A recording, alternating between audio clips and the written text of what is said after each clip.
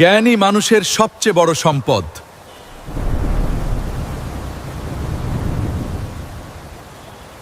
নিজের কষ্ট ভুলে শুধু ছাত্রদের ভালো চাই। স্যারের জন্য কিছু করা উচিত। আমরা সবাই মিলে চেষ্টা করলে নিশ্চয়ই কিছু করতে পারবো। একদম ঠিক বলেছিস। হ্যাঁ, আমাদের এখনই কিছু করতে হবে। চল সবাই মিলে স্যারের জন্য একটা ঘর বানাই।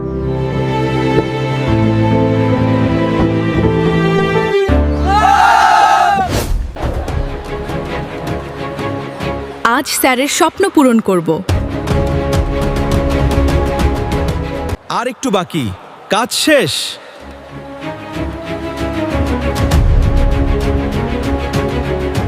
স্যারকে এখন দেখাতে হবে।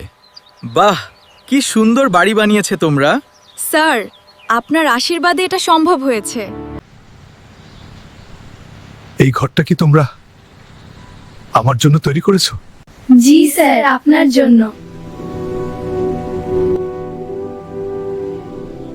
আল্লাহ, এই পৃথিবীতে ভালো মানুষ আছে বলে এই পৃথিবী টিকে আছে। তুমি এদের নেক হায়াত দাও। শিক্ষকের ঋণ কখনো শোধ হয় না।